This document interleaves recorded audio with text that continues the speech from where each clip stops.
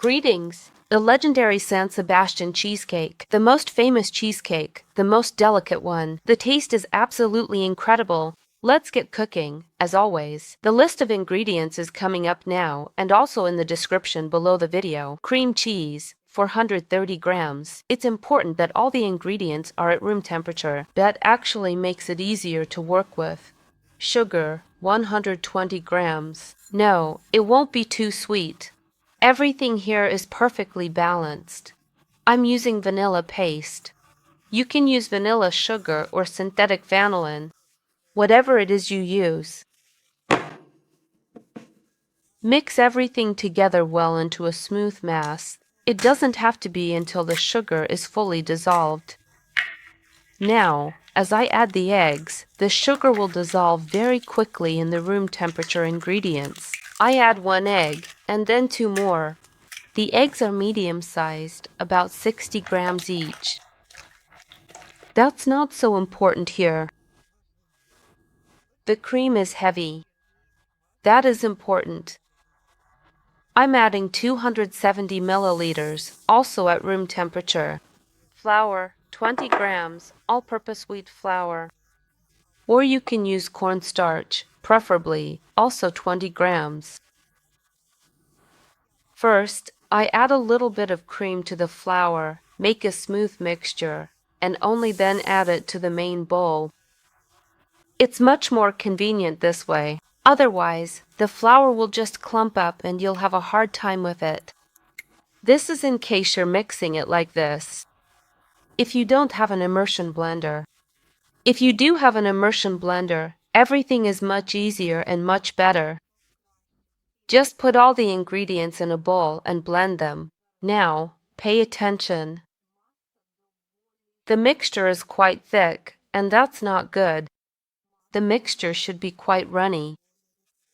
Notice, now I'm going to start blending, and right before your eyes, this mixture will change and become much more liquid. And by using the blender, I'll also incorporate air into the mixture, so after baking, the finished cheesecake will be really airy. See what happened? So definitely, if you have the chance, blend this mixture right away with a blender and everything will turn out great. About the pans. Basically, just take an ordinary pot like this and bake in it. You don't even really need a special pan here. There are those round, chubby pots, and some that aren't. The pot should be even, because I have both a round one and one like this. But this one is too small. It's 15 centimeters in diameter. But for this portion of cheesecake, 16 to 18 centimeters is perfect. I have a 20 centimeter one, but you know, that would make it like a pancake. Not good either. And this one, if you open it up, it's 17 centimeters. Perfect. Since I've opened it, I'll also use it as extra support. Parchment paper, 2 layers. Crumple it up a bit and place it in the pan. Be sure to use 2 layers. One isn't enough. All of this is done pretty quickly. This is how everything should look, nice and neat. I use the pan lid as a mold and pour in the mixture. My oven is already preheated. It's waiting for me now.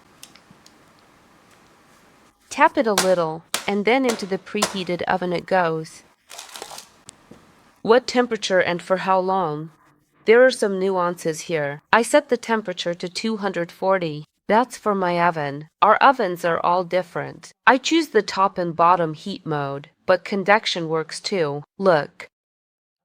A cheesecake is like a chocolate fondant. It should get baked on the outside, but stay liquid inside. This cream should be liquid. I set it for 35 minutes and will keep an eye on it, 30 to 35. So I like it when it's 50-50. That's how runny it is. After baking, I let it sit for 35 minutes. Don't remove its bottom from the pan. It's liquid. Let it cool completely for about an hour. Mine is fully cooled. I'll put it in the fridge for about 4 hours. And then I'll cut it.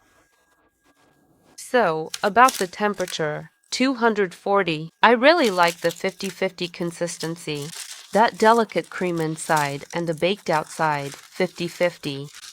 If I put the knife in hot water, then slice it.